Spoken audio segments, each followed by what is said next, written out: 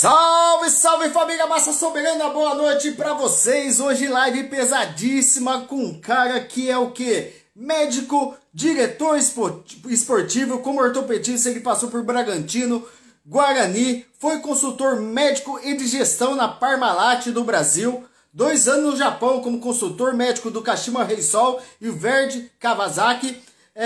Também passou por Curitiba, Santos, Avaí, se tornou conselheiro vitalício do São Paulo em 2013. Em 2015 foi coordenador do futebol feminino no Brasil e em 2016 ele retornou ao São Paulo. Estamos falando dele, Marco Aurélio Cunha, cara. E para a bancada de hoje a gente tá trazendo aí 2 pesos pesados. Emerson, da Tiro de Metas, e também Daniel Perrone, cara. Pra gente tá falando com essa fera aqui, desvendando muito mistério, trazendo aí pra você, torcedor, a verdadeira fase aí do São Paulo, né? Esperar o pessoal tá entrando aí, 8 horas em ponto. Essa live aqui é um patrocínio aí da Casa de Aposta, Aposta Ganha, Pico Esporte, tá? Vamos pra cima que hoje o tempo ruge. Amanhã tem São Paulo e Palmeiras pela Copa do Brasil e a gente tá trazendo esse pessoal pra tá falando do clássico, falando da situação do São Paulo. Vou tá chamando o pessoal aqui já, tá? Convidar o pessoal aqui. Boa noite, Érica tá com a gente aqui, Comando Feminino Tricolor, forte abraço para as meninas aí. Emerson, vamos chamar o pessoal. Perrone, Daniel Perrone, e a gente vai atrás do doutor agora, hein?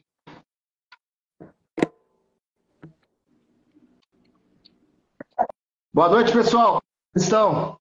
Boa noite. Bem, estão me ouvindo bem, hein? Boa noite, Ótimo. boa noite.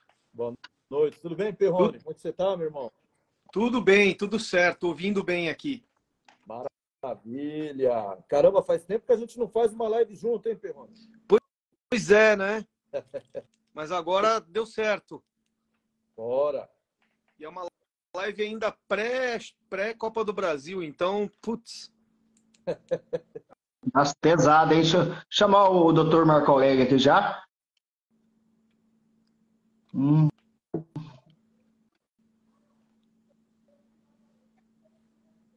Prontinho.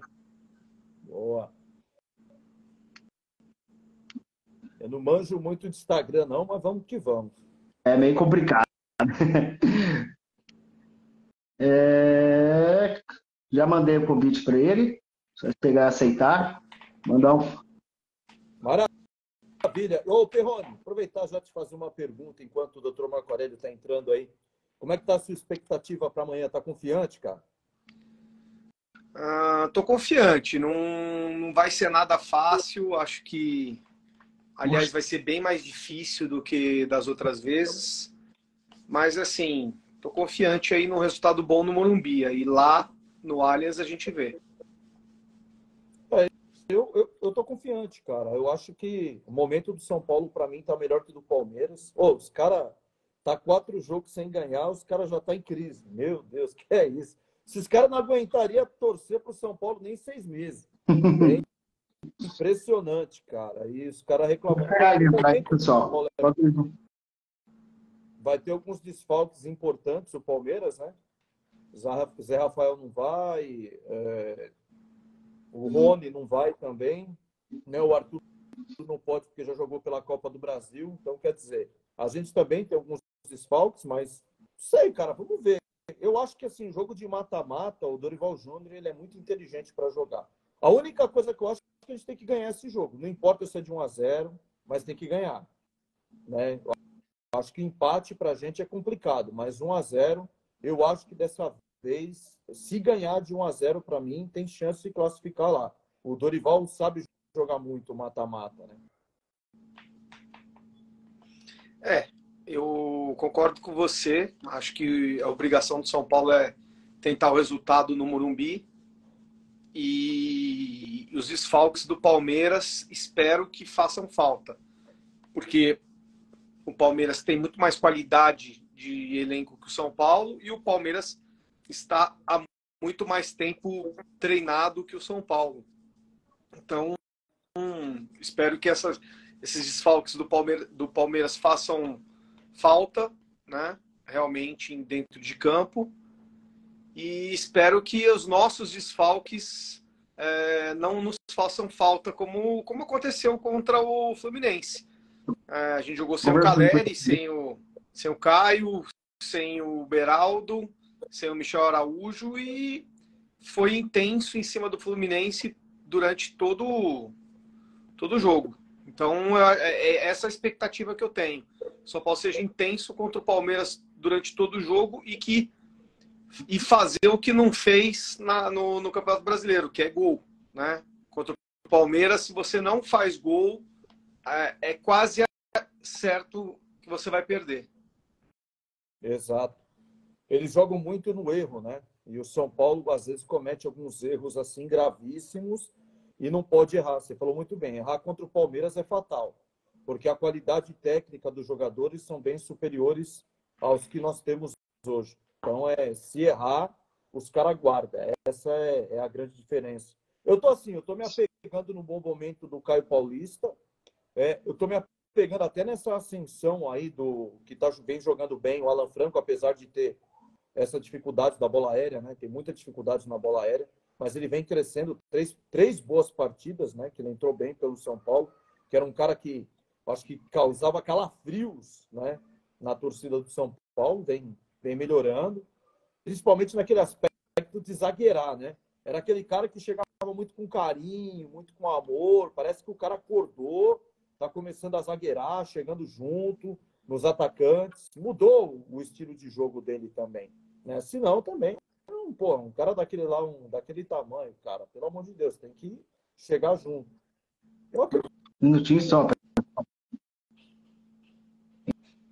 não tá conseguindo entrar. Não tá conseguindo entrar?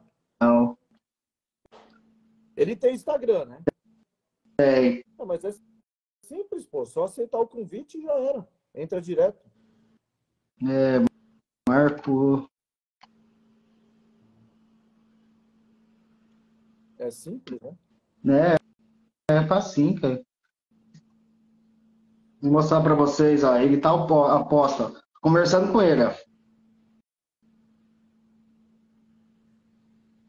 Qualquer coisa pede para ele dar uma reiniciada aí no celular. Porque é simples, é só você clicar para aceitar o convite e já entra. Qualquer coisa dá uma reiniciada, pode ter acontecido alguma coisa, né? E aí pode ser que não esteja conseguindo.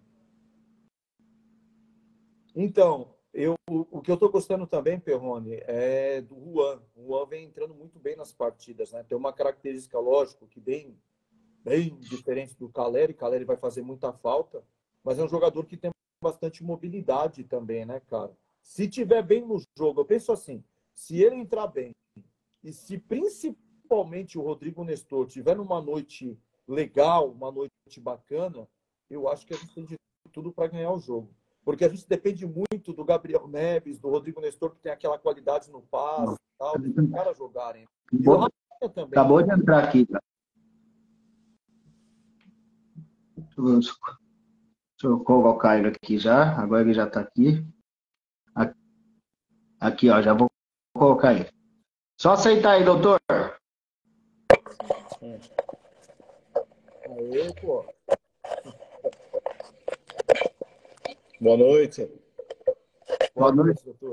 Boa noite, doutor. Uma grande honra ter você com a gente aqui. Muito tempo caçando o senhor para fazer uma live. Hoje eu capturei o senhor. Prazer, não tem nenhuma dificuldade.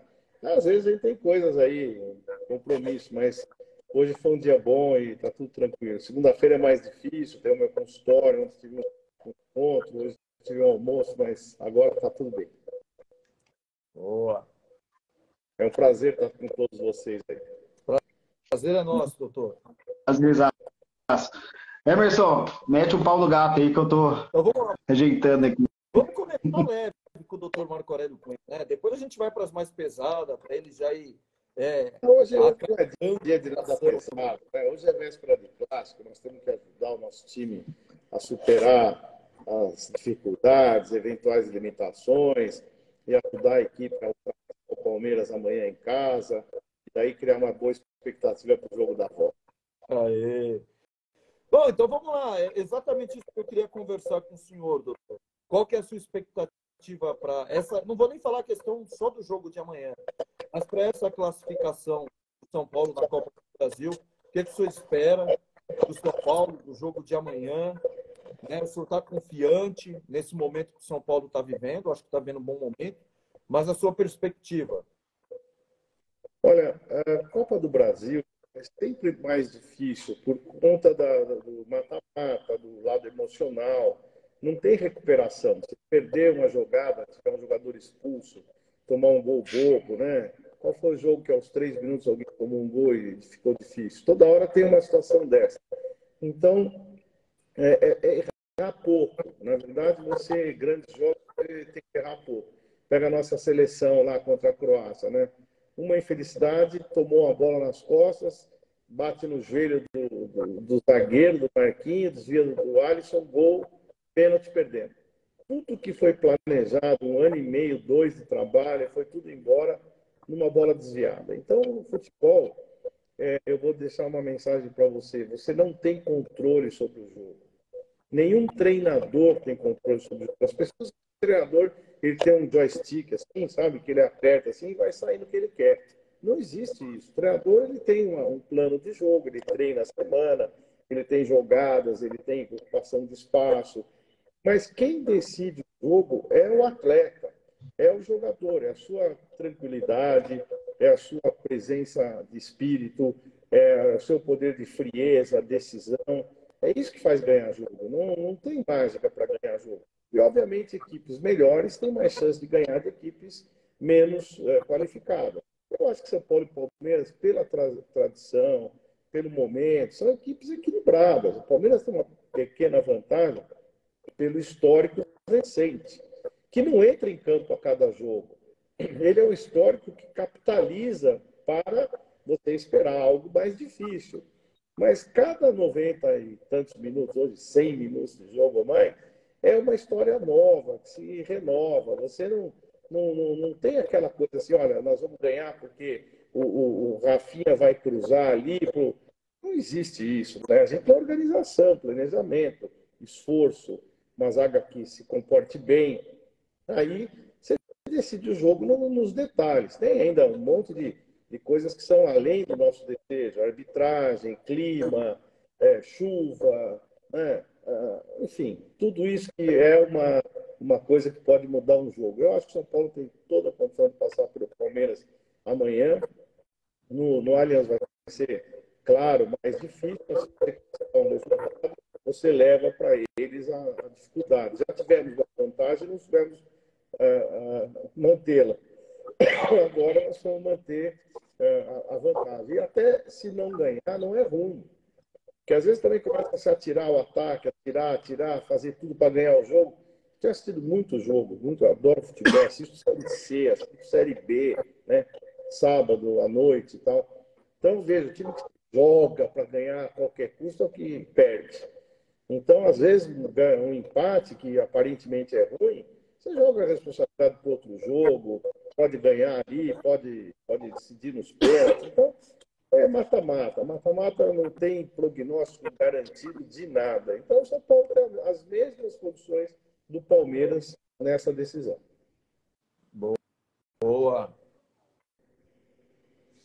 Vai lá, Perrone. Salve, salve, doutor Marco, tudo bem? Falamos na última semana, né, lá no Conafute. Queria conversar contigo e indiretamente conseguir, né, através dos meninos aí que me convidaram também para essa live, né? Mas seria ótimo. Eu já falei para você naquela época que faria, com o maior prazer do mundo. Eu tenho muita admiração por você, os seus livros, tudo que você faz e a sua dedicação. Então, é importante a gente ter tudo isso e não perder o senso crítico, né? Tá bom, tá ruim. As pessoas não gostam de serem criticadas, de apontarem alguns defeitos em algum trabalho, mas eu nunca deixei de ouvir algo que eu precisava, alguma coisa que não estava bem. Sempre dei ouvidos a jornalistas. Quando eu digo dar ouvidos, não é ceder espaço no sentido de decisões, mas ouvir as ponderações de todos. Eu acho importante, né? Então, você é muito bem-vindo. Obrigado. Doutor, eu quero explorar muito a sua história, né? Sua experiência no futebol, que eu acho isso uma das coisas mais interessantes, né? A gente sempre pegar de quem já teve muito tempo por lá, né? Trabalhando diretamente com seres humanos, né? Os jogadores são seres humanos. E queria explorar muito isso de você. Na questão do diretor de futebol, tá? Do cargo de diretor de futebol. O que para o senhor é o principal ou são as principais virtudes de um bom diretor de futebol hoje, nos dias de hoje? Porque nos dias passados você tinha outros predicados. Mas faz uma comparação entre o passado e hoje num diretor de futebol. Bom, hoje as coisas mudaram muito. Se empregou muita gente como tido executivo de futebol, né? Eu fui executivo de futebol recentemente aí do Avaí, infelizmente ganhamos o que pôde ganhar, Campeonato Catarinense, subir a equipe, né? Subimos, né? Então, o que você tem que primeiro é não dever para jogador nenhum problema. Não é o fato de dever dinheiro, lá no Avaí devia 4 meses. Só que a conversa é uma conversa adulta, olha, vai ser assim, assim, assim, e se a gente não ganhar, não tem como pagar. E aí a gente falava a verdade, não ficava, sabe, atravessando a rua, tá devendo para o cara, atravessa a rua, né? Você falar a verdade, você não mentir publicamente, você não desviar o foco do problema. Eu tenho problema, eu vou tentar resolver, chegar para o atleta, ó, é assim, assim, assim, nós vamos resolver dessa forma, eu peço a sua ajuda, e quando você pede ajuda, você já está devendo, né? Mas o importante é o jogador de futebol não ter motivo nenhum para cobrar do clube. Quando você deve para o jogador de futebol, deve qualquer coisa. A concentração não está boa, o voo foi muito ruim, o material não é adequado, o departamento médico não está suficiente. Aí você cria todos os subterfúgios para o atleta falar, ó, também, olha aí, tal. Então você dá argumentos para ele, argumentos verdadeiros, reais, e ele acaba sendo vítima dessa história. Então é importante não dever nada, não é dinheiro só, não dever nenhum tipo de problema para o atleta. E ele saber que pode confiar em você, saber que tem hierarquia, que hierarquia prevalece. Aliás, eu aprendi isso com o Parreira. Parreira é uma figura fantástica, até recentemente falamos. E ele fala assim, a hierarquia tem que prevalecer. Um jogador mais velho tem que prevalecer sobre o mais novo. Não é privilégio, não é privilégio. Cara, o cara é rodado. Vamos lá, o Miranda. O Miranda é um cara rodado. O Miranda tem que ser, na minha ótica, o capitão do time, quando está em campo, né? No caso, agora está o Rafinha lá, pode ser ele. Mas também tem que ter história, trajetória do clube. Então, sei lá, hoje o Caleri pode ser capitão do time. Daqui a pouco o Rafael está tão bem que pode ser tem que ser por participação, por comunicação, por exemplo. Não dá para você ter um capitão mais exemplar, que está na noite e tal, não pode. Então, são essas pequenas coisas que vão formando uma construção moral do time. O time te respeita. Você vai viajar com o cara, você brinca, dá risada e tal, mas agora é sério. Então, acho que isso que faz a diferença, né? Se o cara machucou, você vai junto com o cara. O que houve? Vamos lá, vou junto. Vamos fazer o exame. Quero ver o que... Não por eu ser médico só. Isso acontece em outros lugares. Vamos lá, vou marcar o exame hoje mesmo. Vou com você. Vou ao médico com você. Vou resolver o seu problema. Então, você está o tempo todo disponível para resolver os problemas da equipe. Pouca conversa paralela, pouco jantar com conselheiro, diretoria, fica focado no vestiário, no time, no hotel, no transporte, no jogo. Eu acho que é isso que faz a diferença. Eles te respeitam. Esses antigos aí, os dirigentes contestadíssimos, né? Criticados e tal, mas foram os caras que ganharam, né? E vamos pôr ali aí um monte, eu não vou ficar citando nome, mas é dirigente em raiz. O cara vai lá, mudaram as coisas, mudaram. O jogador ouve menos, está pouco interessado em debater outros temas, ele é muito jogo, muita viagem, muita carga horária, ele não quer conversa, mas isso é muito ruim, porque é necessário, é necessário. Então, esse diretor executivo que costuma ter nos clubes é mais para fazer negócio, aproximar empresário da diretoria, ver contrato, tá? Mas com o jogador ele não fala. Não sei, hoje no São Paulo eu não faço ideia, mas em geral não fala, fica distante. Eu não sou distante, eu sou próximo. Quero saber, cuidar de menino, cuidar de pai, cuidar do menino que está subindo, porque esses são os mais, entre aspas, vulneráveis, os que estão sofrendo a pressão, os que têm medo. Você tem que tirar o medo desses meninos. Vem cá, não é nada disso, senta aqui. Tá? A hora que, pô, o cara sentou comigo. Eu lembro de uma história, quando eu voltei em 16, e, enfim, o jogador que não era brasileiro, no intervalo tirou a chuteira. Tirou a chuteira. Como todo mundo faz. Cansado e tal, eu estou aqui olhando para cada um, nós numa fase difícil. Aí, na hora de levantar, ele estava assim, eu peguei e calcei a chuteira nele. Calcei a chuteira nele. Ele olhou para mim, assim como isso? Vamos lá, deixa eu te ajudar. Ele falou, nunca ninguém fez isso para mim. Entendeu? Então, são gestos de igualdade, solidariedade, de carinho e bronca também. Então, tem que falar, você está errado, não admito e tal, e pai, bola. O cara fica bravo. Uma vez eu tive um problema na seleção feminina, eu falei um absurdo lá, coisa que eu entendi que eu sei. Era uma questão do marketing, então, enfim. Aí ficaram muito bravas comigo. No dia seguinte, uma delas, que eu gosto muito, viu para mim, falou, pô, Marcolino, você pegou pesado ontem, hein?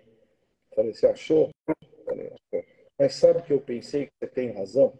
Quer dizer, então, às vezes, você precisa ir até, esticar a corda até o limite para ver, pô, tem gente olhando aqui, tá errado o que vocês estão pensando, não é assim e tal.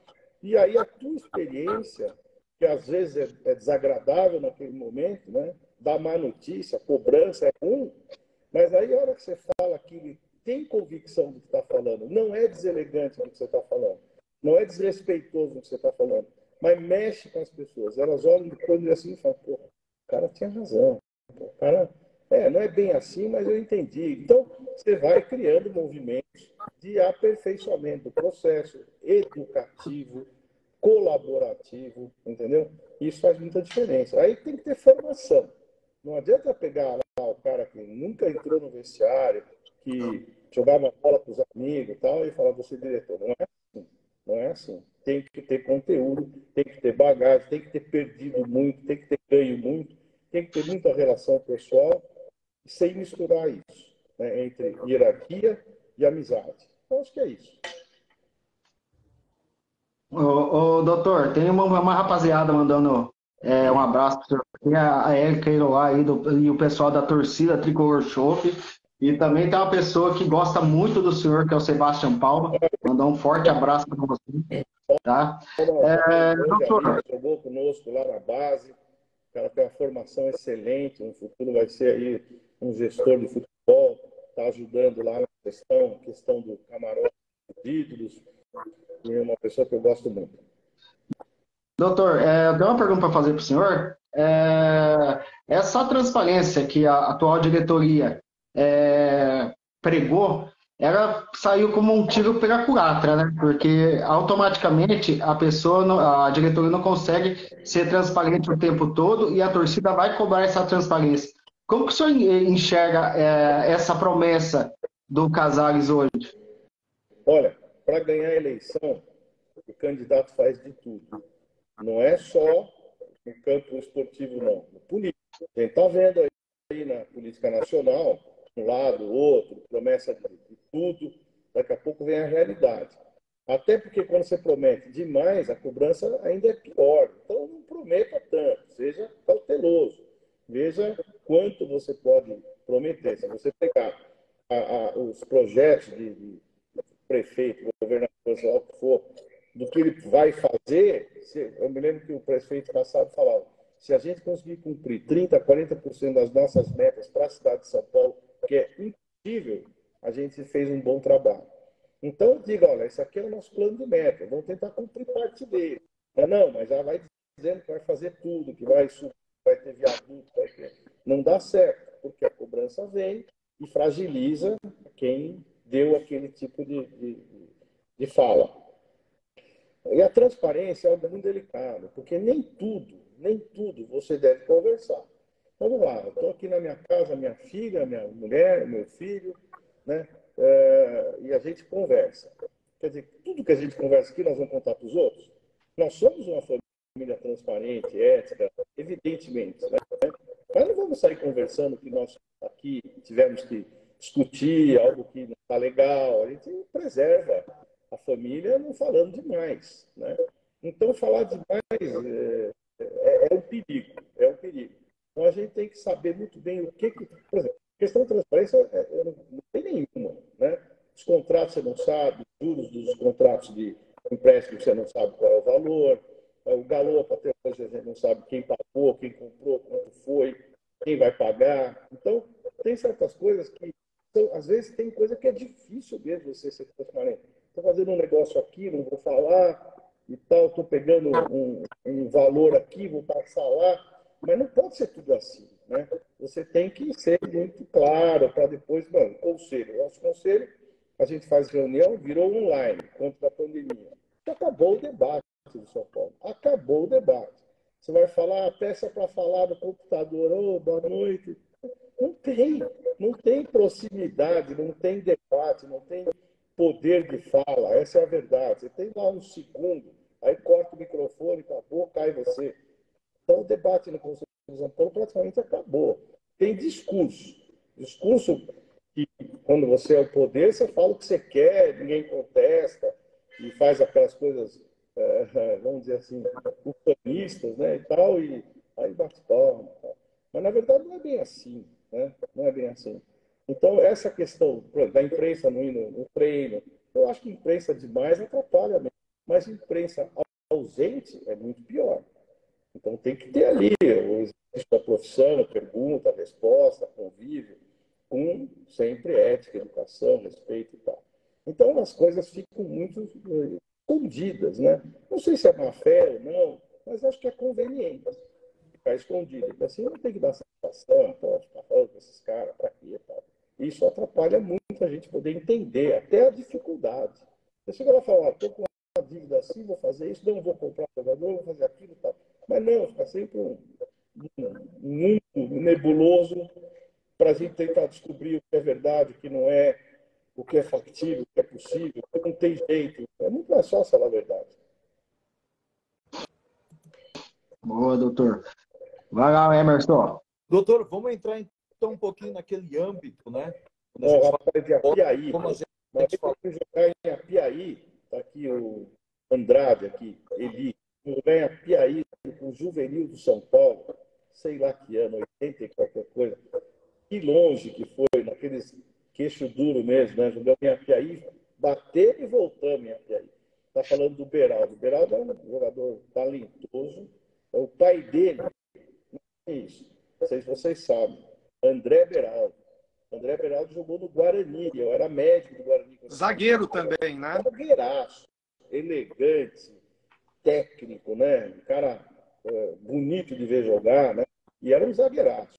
E aí, quando eu soube que o filho dele estava lá, mas não acredito, ele mandou um vídeo para mim. Tem um vídeo que ele mandou para mim, né? Que a gente cuidou, são gratos.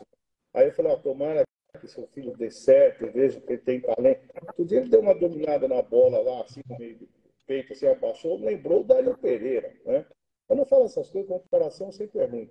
O Beraldo é extremamente técnico, firme, não faz falta boba, não é imprudente. Esse menino, para mim, vai ser uma grande revelação do futebol brasileiro. Sensacional.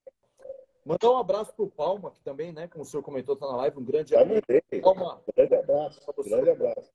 grande amigo aí, parceiraço aí. Doutor, a minha pergunta para o senhor é o seguinte: a gente está vendo que no São Paulo, a gente percebe que entra ano e sai ano, né? Cada vez mais a oposição do São Paulo ela vai se enfraquecendo. A gente viu agora. Você sabe por que ela se enfraquece? É. Porque o poder é um imã. E o que se oferece de benefícios para quem sai da oposição é coisa de louco.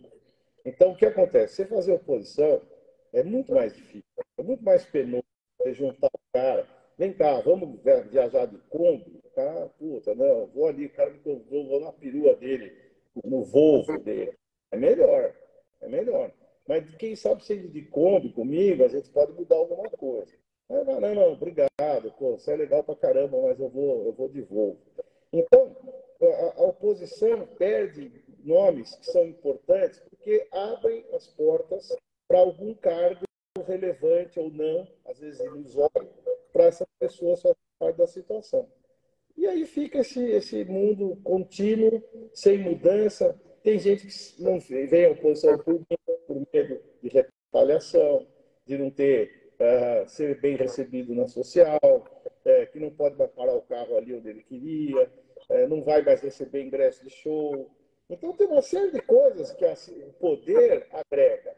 Isso vale em qualquer lugar, política brasileira, da cidade de São Paulo, do Estado, e por aí vai. Então, as nossas armas, que não temos interesse pessoal, não temos interesse em cargos, se torna muito mais difícil, porque eles vão puxando um e outro. O cara vê, não, lá tem mais, a janta lá é melhor, então lá a gente está com eles lá. E isso é o poder, é o poder. Então, agora, se não tivermos uma oposição, nós teremos oposição para reeleger conselheiros, para fazer um contraponto, para que seja elegante, não seja acusatória. Lógico que alguma hora sai alguma coisa.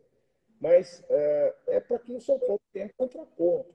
Senão vai ser esse mesmismo e uma continuidade, um continuismo, você não vai ter para quem reclamar. Você não vai ter para quem reclamar. Então, essa é a minha preocupação. Essa é a minha preocupação. Não é aqui fazer antagonismo ao Casares, antagonismo a sei lá quem. É a gente ter uma opinião diferente e mostrar caminhos que possam ser melhores. Eu quero, de forma alguma, atrapalhar a vida do São Paulo. Aliás, o São Paulo, cá entre nós, falar que atrapalha a minha vida é muito injusto, mas me angustia muito, porque eu tenho que dar satisfação, eu saio na rua, todo mundo me cobra. É impressionante, existem dois mundos. O mundo do São Paulino comum e o mundo do São Paulino da social. E nem sempre tem muito São Paulino, tem muita gente que faz tudo. Então, você sai na rua o dia inteiro, você não vai lá, você não vai ajudar, você não vai participar, você não vai se candidatar, você não sei o quê. Eles têm uma expectativa boa comigo, mas aí você entra na roda viva da política do clube, grupo A, grupo C, grupo D, juntou em 150, um amarrado no outro, você contar também o ponto, você não vai sair, eu vou ficar, se sair eu te prejudico, e aí fica aquele mundinho de 150 e 20 milhões de torcedores, talvez não todos, mas grande parte, falam, pô, não vão fazer nada. Vocês não vão contar uma história diferente?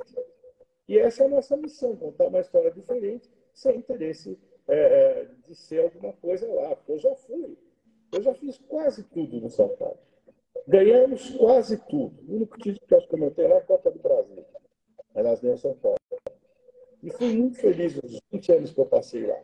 Nunca fui diretor estatutário de nada, nem assessor, nada. Fui profissional do clube, fiquei conselheiro do clube, aí fui vereador pela cidade de São Paulo, fui à CBF e sempre interessado no São Paulo. Porém, eu tenho uma certa distância desse convívio da social, aquela coisa, já joguei bola lá, já participei e tal, mas não ali o dia inteiro, eu tenho que fazer, eu sou médico, eu não posso ficar o dia inteiro ali tomando cerveja, dando risada, né? Eu tenho mais o que fazer, mas tem gente que fica lá o dia inteiro, porque gosta, ou porque pode, ou porque é só o que tem para fazer. Então é difícil agregar pessoas quando tem essa dificuldade, que é um colégio eleitoral muito pequeno. São Paulo é o clube mais antidemocrático do Brasil. Eu tinha uma ideia anterior que era muito bom, porque preservava o clube, cuidava, os conselheiros sérios iam cuidar. Tal. De repente, foram cuidar deles mesmos, muitos, tal, dos seus cargos, das suas posições políticas e tal. Eu não tenho nada contra, cada um faz o que quer. Mas isso não foi bom para o clube. O resultado, claro, aí nesses últimos 12, 14 anos, o São Paulo ganhou o Campeonato Paulista. É isso. O São Paulo não pode ser São Paulo Clube Futebol. São Paulo é São Paulo Futebol Clube. E há uma inversão hoje das coisas. Ô, doutor, diante de tudo isso que o senhor falou, né, a gente está falando que tem essa dificuldade muito grande de fazer oposição do São Paulo, porque a gente fala de oposição para que tenha uma oportunidade para que eleja, né, alguém da oposição. Né? Então, a gente sabe que existe essa dificuldade hoje no clube e cada dia que passa mais, pessoas que eram da oposição estão indo na situação. Então, o senhor já deixou bem claro aqui, pelo que o senhor está falando, que eu já ia até agregar uma outra pergunta, mas essa aqui eu já vi, pelo que o senhor falou, já entendi. O senhor não aceitaria. Quero o quê? O senhor aceitaria se o Júlio Casares te fizesse um convite para você fazer parte da situação, para ajudar o São Paulo de alguma maneira? O senhor aceitaria trabalhar na situação? Se não aceitaria, o que o senhor faria de diferente da gestão Júlio Casares de hoje para melhorar a situação do São Paulo? Eu acho assim, complicado dizer o que eu faria diferente, porque aí eu vou expor coisas que talvez ele não faça bem feito, que eu também não sei se eu faria tão melhor. É difícil fazer comparações, né? Eu acho que, por exemplo, o clube vai bem, o clube está caminhando bem, mas cada dia aparece um credor novo, cada dia aparece uma conta nova para pagar, que vem desde lá do passado recente. Agora, nós já temos contas a pagar desse mandato de 3 anos que também estão ficando atrás, que estão se acumulando. Aí o balanço é positivo, mas o balanço é positivo porque tivemos receitas extraordinárias, não preciso explicar, todo mundo sabe. A venda do Antony, a venda do Casemiro. Então, isso equilibrou. Agora, como é que você tem um um balanço financeiro positivo, sendo que você tem dívida que aparece todo dia, ação e etc. Então, quem vai pagar isso? Então, onde está o equilíbrio financeiro? Então, é muito difícil fazer isso. Não estou aqui dizendo que é fácil fazer. Você tem que abrir mão de muita coisa. Primeiro, enxugar a máquina. De todo lado, administrativa, tem que enxugar essa máquina. Número de pessoas em comissão técnica, você tem que começar a reduzir. E é possível, entendeu? Então, são essas as minhas colocações. Agora, vai trabalhar como Júlio. Você tem que dizer o seguinte, eu não vou lá para sentar na beira da mesa, tomar um cafezinho, bater palma e falar assim, ele é um assessor da presidência, ele é um apoiador da campanha. Me dá o que eu sei fazer, eu ajudo. Agora, para ficar lá tomando café, viajando de graça para ver jogo de futebol, desculpa, eu já passei essa fase. Doutor Marco, quero voltar de novo no tempo aí e tentar tirar de você, esclarecer uma crise que a gente teve em 2004, um ano antes da gente ter aquela glória, né, de ser 3 vezes campeão mundial. Mas essa crise de 2004 aí que a gente teve, que foi logo depois da eliminação diante do Once Caldas, ela quase afetou 2005, ela quase afetaria 2005, porque a gente viu muito pouco, naquela época, imagina, naquela época 2004, saía muito pouca coisa de dentro do vestiário, né? Então, hoje em dia a gente sabe de muito mais, né? Coisas. Daniel, aí entra aquela história que tem muita gente. Quando tem muita gente, deixa de ser uma família, um grupo, para ser uma vizinhança estridente.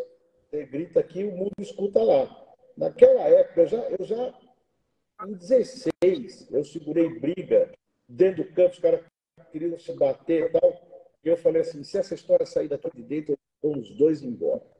Ninguém vai comentar uma palavra do que aconteceu aqui dentro. Isso existe no futebol, acontece, é ruim, mas não vai sair daqui de dentro. Se eu ouvir um comentário fora do vestiário sobre isso, aí o bicho vai pegar. Ninguém ficou sabendo, os caras se arrumaram, no dia seguinte está tudo certo. Então, em 2004, doutor, é verdade que quase naquele jogo do Palmeiras, contra o Palmeiras, acho que foi no Pacaembu, a gente perdeu né? E foi O logo... Luiz Fabiano acho que perdeu um pênalti, o Rogério teve uma falha num gol, se não me engano foi isso. Eu acho que foi isso. A gente tinha sido eliminado pelo Once Caldas. Se eu não me engano, a gente foi lá para o Pará jogar contra o Paysandu e perdeu. Desconto tudo. A gente perdeu o Once Caldas no último minuto, quando o Cuca já estava fazendo a para bater pênalti. Num lance impedimento, Fábio Santos deixou o cara ir, mas estava impedido. Saiu o gol, a gente caiu fora. Foi um baque. Aquilo foi nossa, acho que só esse jogo e o do Fluminense, que a gente perdeu também lá no Maracanã, gol do Washington, foi assim, a tristeza máxima que eu vi em vestiário de São Paulo. Fomos jogar, saímos de lá, difícil, voo tal, para jogar contra o Paysandu. Pô, você sai desclassificado da semifinal da Libertadores. Vai pegar o Paysandu, aquele calorão lá, campo difícil. Tomamos, acho que 4-2, não lembro. Perdemos o Paysandu. Aí chegamos aqui para jogar com o Palmeiras no Pacaembu. E aí deu aquele resultado ruim, falhas individuais. Os caras estavam muito chateados. Certas circunstâncias que tem no futebol. Pô, existe luto, cara. É difícil você conseguir superar determinadas derrotas, né? Especialmente em time jovem. Se você for lembrar bem, aquele time tinha um monte de cara da base. Era o Rogério, era o Gabriel, era o Júlio Santos, era o Jean e era o Fábio Santos. Era o volante, era o Simplício, e tinha mais um, que era parecia o Luan, qual é o nome dele? O volante. Bom, daqui a pouco eu lembro. Tinha o Alexandre, né? O Alexandre e Fábio Santos. Pô, era um time novo, jovem, tudo da base. E foi muito bem o time. Né? Perdemos, vai fazer o quê? Né? Aí veio a crise que você estava falando. Pode comentar. E foi talvez por causa disso, desse time muito jovem de 2004, que a direção de São Paulo tomou a decisão de contratar jogadores mais experientes, como foi o caso do Mineiro, por exemplo, do Josué. Foi por causa do time estar muito jovem, vocês diagnosticaram que não era uma equipe boa, tanto é que foi bem, mas não era uma equipe preparada para ganhar títulos, principalmente o título da Libertadores? Aí tem uma série de circunstâncias. Naquele momento, houve o fim da lei do passe. Então, nós fomos atrás de jogadores que encerravam o contrato e poderiam ser utilizados sem ônus, porque nós também não tínhamos dinheiro. Não tínhamos dinheiro. Então, aí vieram o Mineiro do São Caetano, veio os meninos do Goiás lá, o Fabão, o Danilo, o Josué, o Júnior veio de fora, trouxe o Cicinho, né?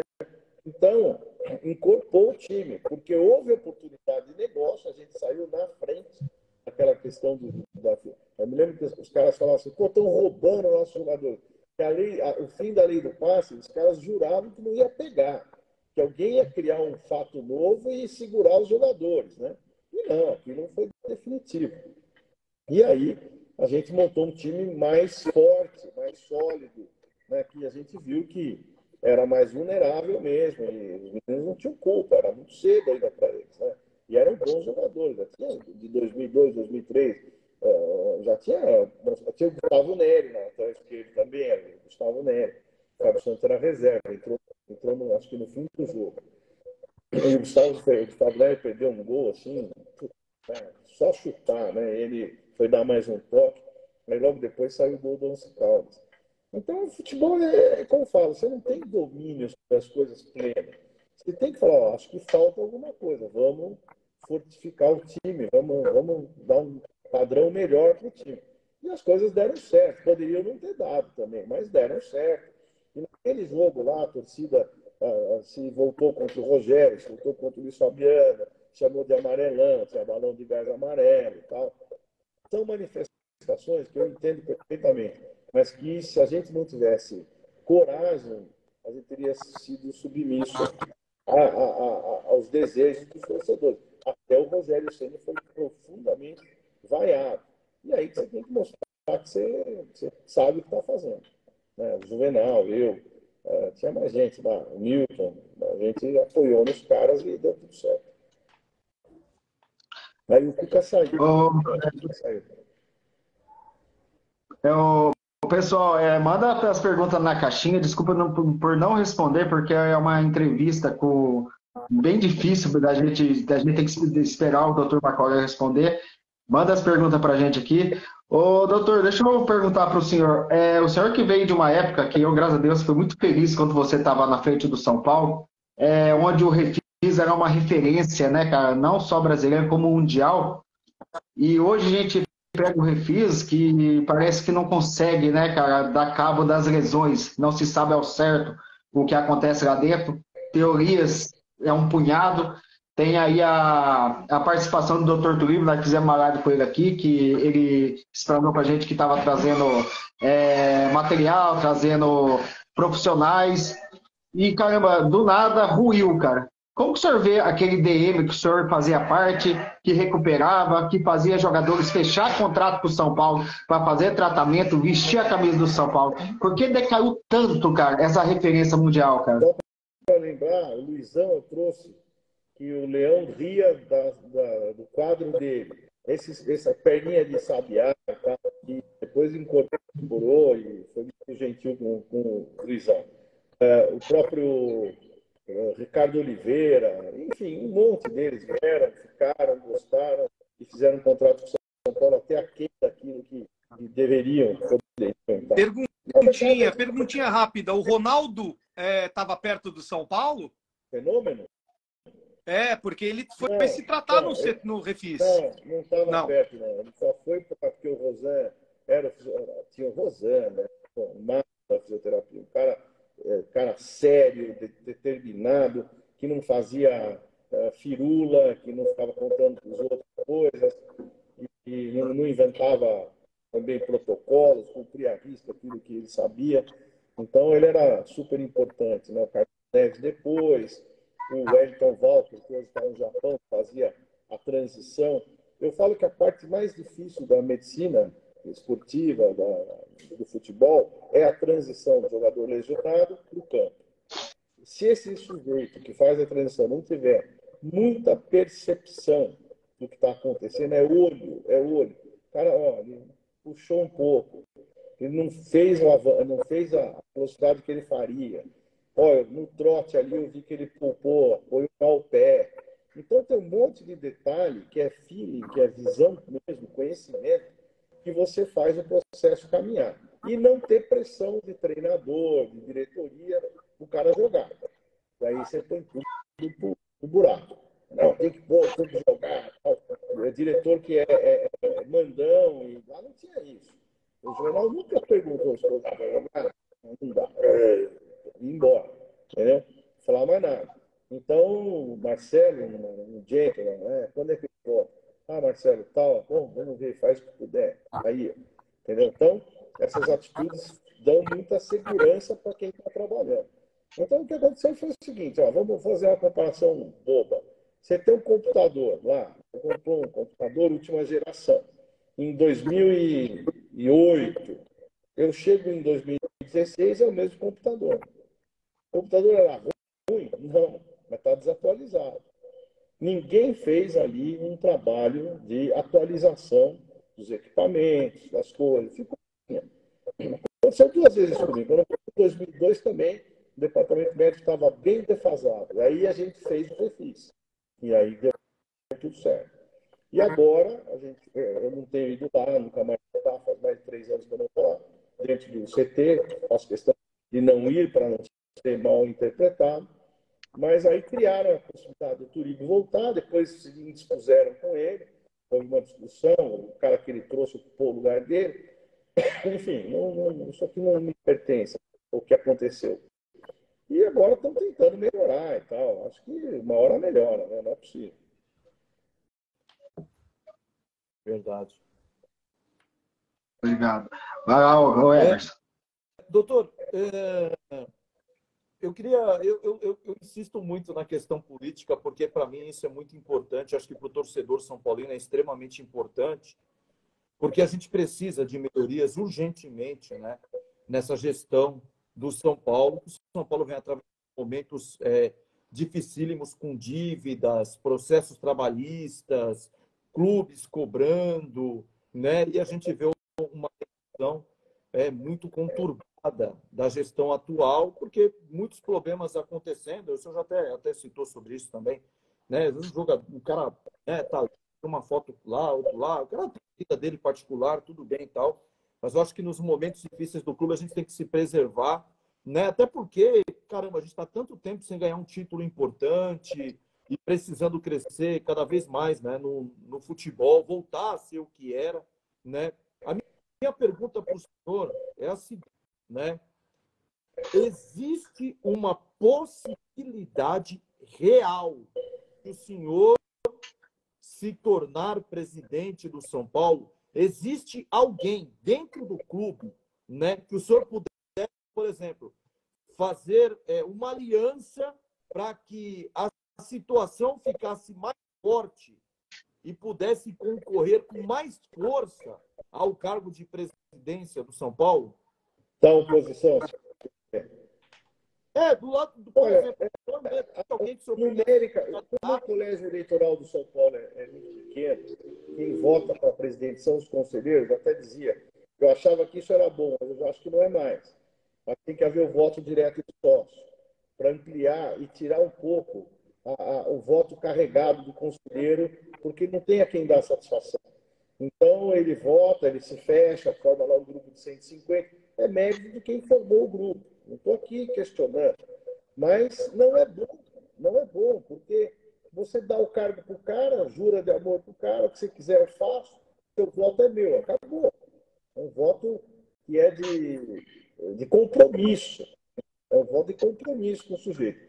Então, esses caras estão juntos e não largam, porque fragiliza o próprio modelo deles. Então, é muito difícil vencer uma eleição nessas circunstâncias. Eu falo muito que eu não quero ganhar uma eleição pelo caos.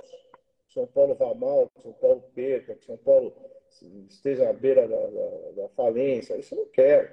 Quero São Paulo bom, produtivo, competente, competindo em alto nível, né?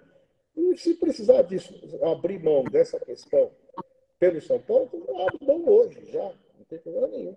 Só que eles têm uma concentração de poder e abafam qualquer manifestação de alguém que não acompanha no dia a dia, que tem questionamentos a fazer.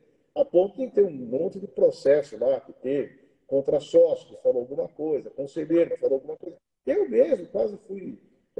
tentaram me excluir do conselho, porque eu, embora tenha pedido licença, houve um conflito de datas ali, que depois eu coloquei, e que puseram o Conselho de Ética queria me expulsar do Conselho.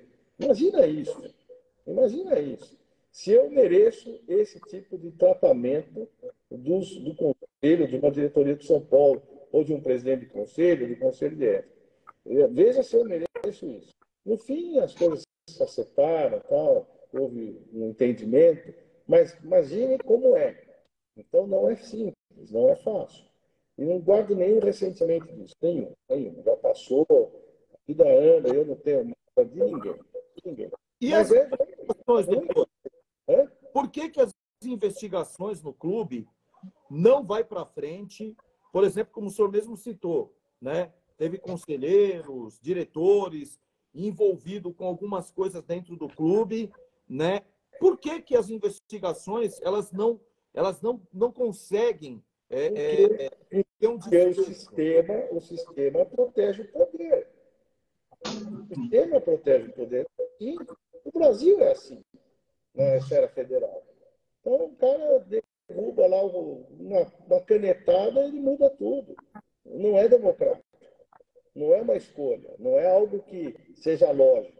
É concentração do poder. Então, o Conselho de Ética põe à mesa quem ele quer e exclui quem ele quer. E acabou. São maioria. O Conselho Consultivo aprova nomes para ser vitalício, desde que eles gostem das pessoas e estejam do lado deles. Então, é realmente uma avalanche de poder sobre quem quer colaborar e, ao mesmo tempo, discordar. Porque discordar é benéfico. Você tem que ter... imagine, se a minha mulher discordasse de mim, cara, eu não seria tão melhor do que eu sou hoje. Minha filha me cobra, minha filha é jornalista, está no último ano da Casper Libero, trabalha já em portal. muito bem, super competente, português incrível, inglês fluente. O que ela me cobra e discute comigo pontos de vista, eu, com os pontos da minha geração, velho, e ela nova, ouvindo todas essas conversas que para mim assustam um pouco, tal. Não, não é assim, você não pode falar isso, você não tem o quê. Eu aceito, eu aprendo. Vou brigar com ela? Não, cara, eu a amo. E eu, com isso eu me renovo. Então, a renovação é você ouvir pessoas que discordam de você. Discordam da melhor categoria. Olha, não é assim. Faz assim, vamos fazer isso, vamos fazer aquilo. Mas não, você é opositor, você não é bem-vindo aqui. Politicamente, dá risada, cumprimenta, opa, mas na hora do vamos ver, não vai te ver perto. Essa é a verdade. Eu estou sendo doutor, totalmente transparente nisso, hein? Se é uma coisa que eu não sei, é mentir. Não brigo com ninguém, não sou agressivo, mas eu não minto. doutor, eu tenho uma dúvida técnica recente aí do futebol. E isso entrou em discussão no começo do ano, com as lesões do Ferrarese e do Galopo. Eu quero mandar um abraço para o Kiko Vidigal, que está assistindo aqui, mandou uma mensagem para mim. Abraço. Eu quero mandar também um abraço para uma galera aí que também falou aí, citou a gente, eu, Alisson, pessoal. Doutor, qual é o impacto do gramado sintético no futebol brasileiro? Você vê alguma relação dessas lesões graves aí, recentes, principalmente as do São Paulo, né? Ferrarese e do Galopo num gramado sintético? Existe alguma certeza sobre isso já na ciência do futebol, sobre o gramado sintético e as lesões? Olha, por uma coisa que tem um poder de conhecimento muito grande e uma mídia e custo muito bom para quem faz negócio, toda crítica é jogada fora. O Galopo não teve nada a ver com o gramado. Eu vi ali o lance pela TV, obviamente não é a precisão que eu gostaria de ter, mas ele teve um falseio sozinho ali, um negócio que não tem a ver com o gramado. Foi um movimento. Poderia ser no gramado do Morumbi. Sim, poderia ser no aquecimento, entendeu? Então não teve a ver. Agora, eu acho que ele faz a bola rodar mais, eu acho que ele é muito veloz, ele não dá a resistência que seria o ideal na grama normal. Você presta atenção que quem reclama são os mais velhos, né? Quem tem muitos anos de futebol. E quem é do society, a garotada que aprendeu a jogar no society, acha legal. Então, você vê que não são conflitos de geração, e a minha interpretação é que ele é mais arriscado. Eu vejo um amigo meu que joga, eu sou um médico, tem um consultório, os caras vão lá. E eu vejo, eu prendi o pé, eu fiz aquilo. E eu estou tentando cada vez mais fazer uma grama artificial, sintética, mais parecida com o gramado natural. E eles estão evoluindo nisso, estão fazendo melhor, Antigamente queimava, tá? Rolava lá, ralava a lateral inteira da coxa, né? A chuteira ficava quente, né? Do atrito. Então era muito ruim. E hoje está ficando muito bom. Agora, vai sempre ter essa controvérsia. O que existe é inadaptação. Então você presta atenção. O Palmeiras, quando vai jogar, o Atlético Paranaense, quando vai jogar, na grama natural, ele tem certa dificuldade. Porque ele treina, joga, a maioria dos jogos no gramado sintético, quando ele vai jogar no gramado natural, ele sofre um pouco. A bola é mais lenta, o jogador que está jogando na grama natural tem mais adaptação, o kick da bola.